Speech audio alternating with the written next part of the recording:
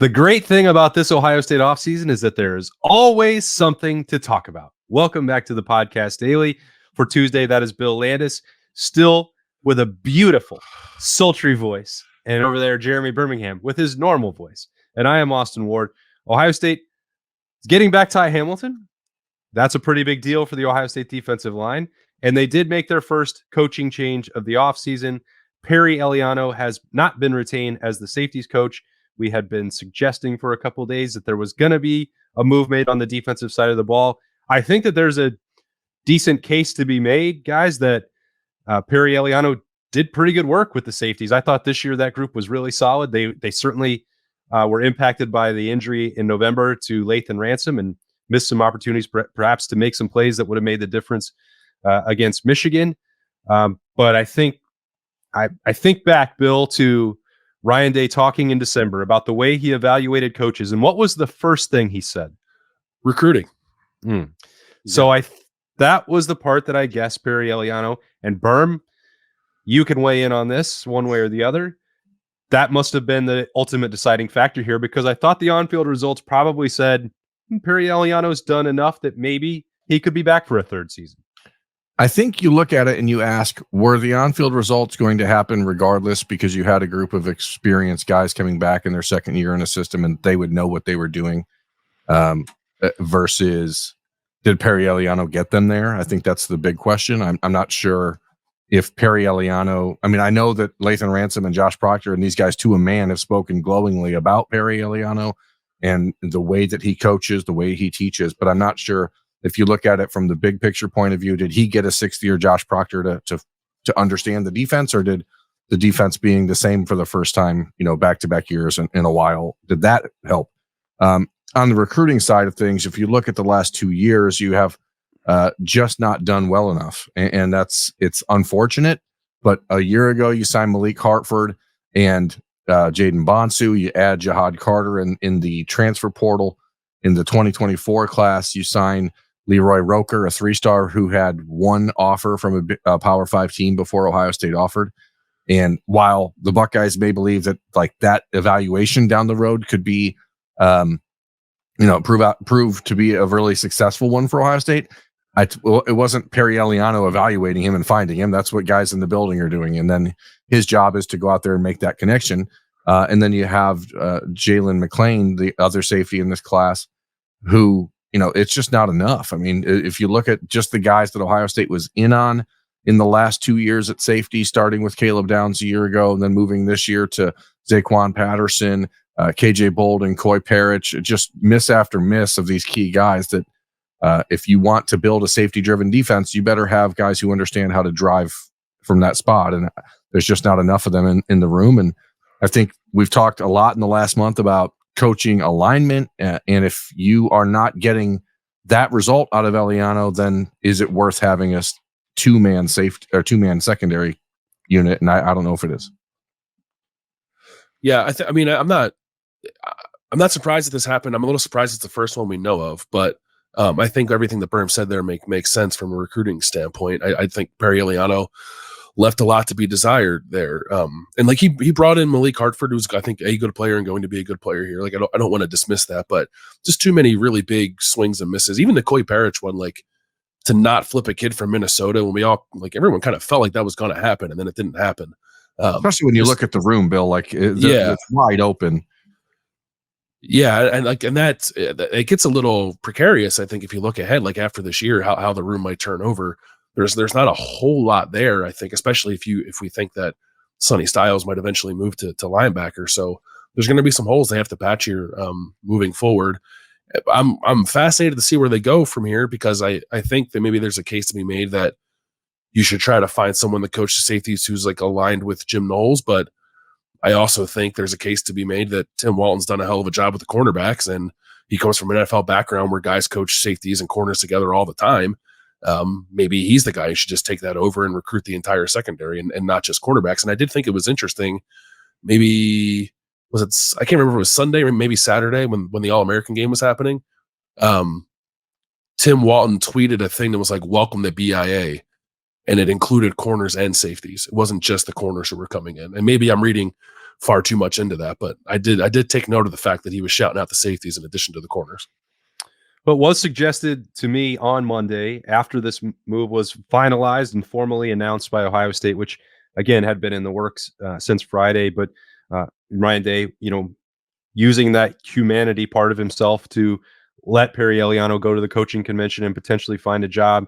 There was a limit to how long that could actually happen before people were seeing him and everyone knew that he was looking for a job and why that was going to be. So Ohio State did move to formally announce that on Monday, but it was suggested that, well, maybe Tim Walton can take over that room and Jim Knowles can use some of his safety-driven defense expertise to help out in that room.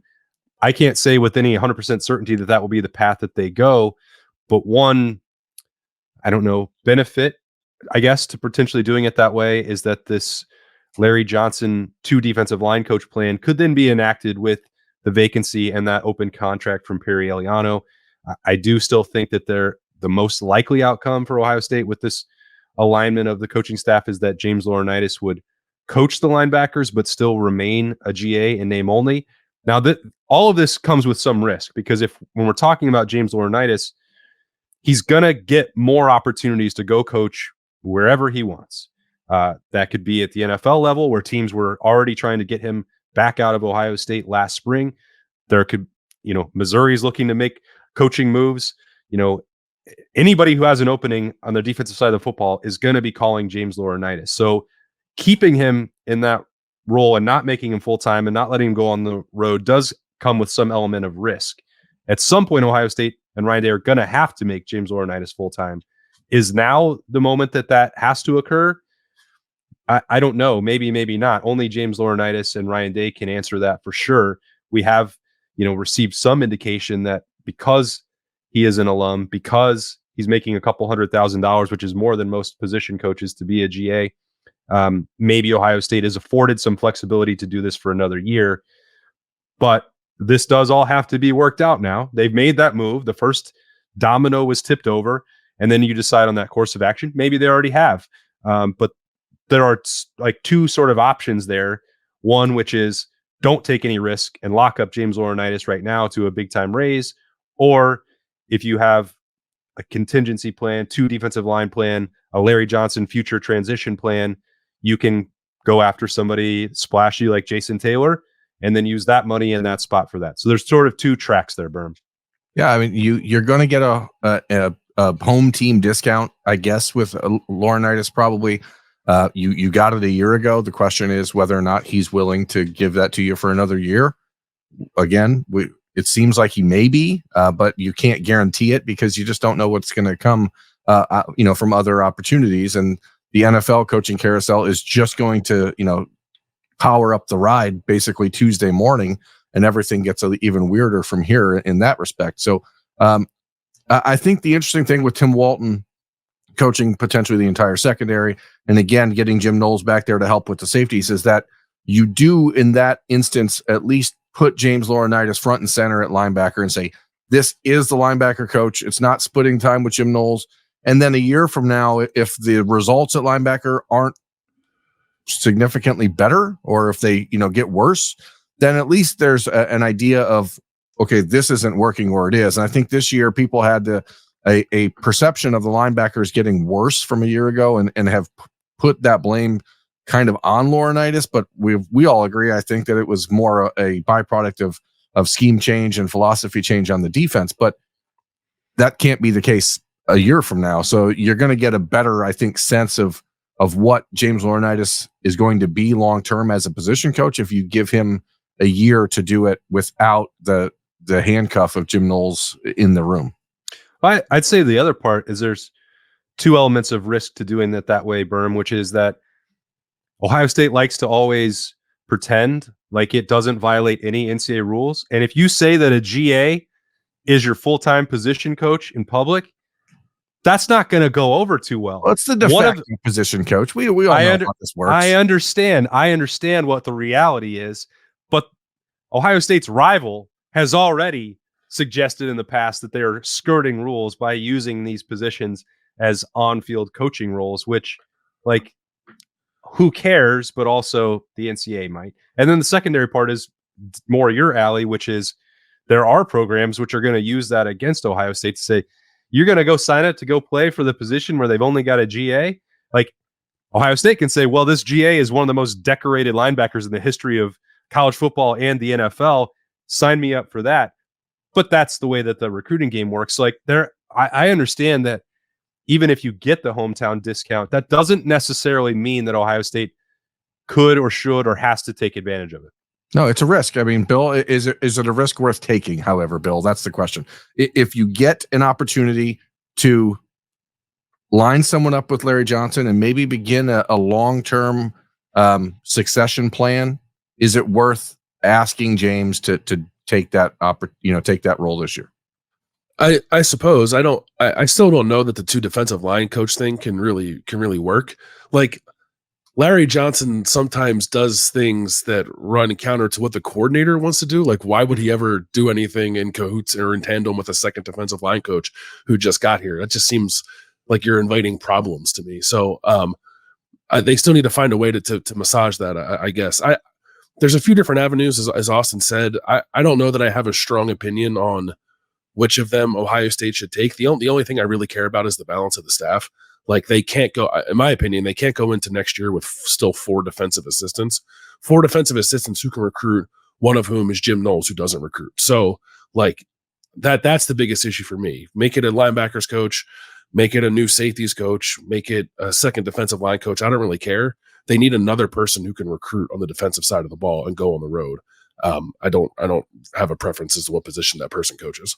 Yeah, I'm more and more on the side that going on the road and recruiting is sort of overrated. And maybe I'm just understanding or starting to understand or think or believe that because most of this stuff now is done on the internet or in phone calls or text messages. Like, it matters to have James Laurinaitis walk in your hallway, I guess, but in the big picture of the recruiting process, the daily conversations leading up to that one time a guy can walk through your hallway every 4 months isn't really that big of a loss, I guess. But I do understand it from the perspective of James Laurinaitis, for example, who's like, I want that opportunity. So I think that's where you have these very nuanced conversations that Ryan Day is going to have as he sorts this out. I don't know if, Tim Walton's done an incredible job this year with the cornerbacks as far as development, as far as recruiting. I think that he's already got really good relationships with a couple of the safeties that Ohio State's recruiting in the class of 2025. So, like, you're already sort of starting that transition. But I think about Brian Hartline, for example, in this past year. Once you start adding all these extra pieces onto a guy's plate, things change a little bit. And I don't know if, Tim Walton's an NFL guy. He's done it for a long time. I'm sure he has a good sense of how to manage and massage those situations. But I often just worry, like, okay, does this guy have too much when this other guy has too little? Well, here's a crazy idea. So Ohio State fired its safeties coach. Well, they just didn't retain him. Okay. He's not returning. They have that spot already on their staff that's available. Yeah. They could be moving on from their special teams coordinator. What if they hired a safeties coach and still had another defensive position available to him? That's crazy, right? Like, maybe do that. That sounds great. Yeah. I mean, I think the idea here is alignment to getting to 5-5, right? I mean, that seems like what you need to be at. Bottom line. But we're almost like talking about it as if it's either or. Like, Jim Knowles has to coach safeties. Like, that doesn't have to be the case. You don't have to unite that room. Like, you could keep that part already intact. And if you do take advantage of the James Laurinaitis alma mater discount, then you can also still do this other second defensive line plan by not having a full-time special teams coordinator who doesn't contribute to either side of the ball. Right. But that seems likely, right? I mean, that would make the most sense. None of us expect Parker Fleming to be a full-time assistant for Ohio State come February 1. So the decisions that get made as far as staff alignment from here, I think, like, if you go into this offseason with only having 4 full-time defensive coaches, because, like, I don't know, it seems untenable to me to say, you know what, let's have 6 offensive coaches, or let's hire another special teams coordinator. Like that, neither of those make a lot of sense. It does not. All right. Ohio State gets Ty Hamilton back. I think that this is a sneaky one. Bill, where do you put it on the scale of 1 to 10 for impactful returns? Yeah, sneaky is a good word for it. I mean, I'd say like an 8 probably. Like Ty is a pretty solid player, and now I think it just creates a little bit of comfort at the defensive tackle position that you have Tyleik Williams and Ty Hamilton back at the top, and then what can you get out of like third-year Hero Kanu? Tywone Malone's going into his fourth year, right? Second year at Ohio State, fourth year in college football. So like there's not necessarily all young guys there. There's inexperience behind those two, but it's not like it's all freshmen. So maybe this leaves you less likely to bring in a defensive tackle. I'm not sure, but as far as starting tandems go, like I like Tyleik Williams and Ty Hamilton quite a bit. I think Ty Hamilton does a lot of stuff that sort of goes unrecognized, and I think he's perfectly okay with that. I was looking at Pro Football Focus, like to get an idea of Ty's production last year, and he had more tackles this year than he had the previous 2 years combined. But PFF also has this stat called stops, which are tackles that constitute a failure for the offense, whatever that means. There were 4 teams in the Power 5 that had 2 defensive tackles with at least 20 stops. Texas and Michigan, who had some of the best defensive tackle play in the country, Iowa and Ohio State. And Ohio State is getting both guys back with Tyleik Williams, who was number 2 in the Power 5 in that stat, and Ty Hamilton, who had 20 and was like top 25-ish in that stat. So he's a really good player. Yeah, I mean, I think anytime you can stop the offense, it's a failure. That is the point. That is the point of playing defense. Yeah. He did have a PFF stat, Ty Hamilton did, where he beat Tyleik Williams, which was he had a higher run grade defense. What is it? Run grade? I don't know. Run defense grade? Defense grade. There we go. Run defense grade. Man, I got it. I'm just trying to get on your level with these numbers, and I feel like I got to bring something to the table, and I have no idea what there's so many words, Bill, and then numbers after that. Numbers after, yeah, it's really difficult. I got it. I'm an idea guy. How am I supposed to get to the bottom of it? Anyway, he had a great Cotton Bowl too. He had 2 tackles for loss and a sack, and it was like he has some of those flashes. We've talked about his high floor. I'll let Berm jump in here on it in a second, but it's that consistency that we talk about that makes him a key part of the rotation. But once a game or twice a game, every other game, who knows when it's going to pop up. He does some freaky stuff that flashes, and if he's able to, if they get this extra year here, which they're going to get, and he does the same thing that his brother did by taking advantage of a 5th season, and that wound up being a huge deal for Ohio State. I think the floor is the foundation is set here for Ty Hamilton to do the same. Yeah, and I just like his style. I just like the way Ty handles himself. He doesn't make a big deal out of anything he does. He just shows up and plays. I do think it sets up an interesting conversation for Hero Kanu and Tywone Malone and Caden McDonald and some of these other guys. I wonder if maybe with Tywone Malone, if Ohio State is unable to locate another outside/edge rusher in the transfer portal, provided JT Tuimoloau ends up going to the NFL, which we think is a possibility now at this point more than we did 2 weeks ago. Tywone Malone maybe has that frame to play the bigger, strong side defensive end spot where if you see that growth out of him in this offseason, maybe that's a spot where you can fit him in to take away some of the log jam or the clog or the log jam or the clog jam. The clog jam. So clog jam 98. Hero Kanu played really well down the stretch for Ohio State, and I know he was a player that people are excited to see on the field more. But if you're losing Michael Hall, you still want to keep that rotation going. I think you can do that comfortably because Hero Kanu provides you that pass rush and run stopping ability that I'm not sure him and Ty Hall together on the field it's a lot of beef. It's a lot of beef. Plus Caden McDonald, he's also beefy. Got to have beef up front. There's no doubt about it. Ohio State got both Tyleik Williams and Ty Hamilton back, 2 out of 3. You lose Mike Hall, but as Bill said, their numbers suggest Ohio State could be just fine as they retool, reload, revamp up there. They get 2 veterans back who've done it at a high level. They're also going to do some revamping there, starting on the defensive coaching staff with Perry Eliano not returning. Breaking all that down to start your Tuesday with us on the podcast daily. We appreciate you joining us. For Bill Landis and Jeremy Birmingham, I'm Austin Ward. We'll talk to you later.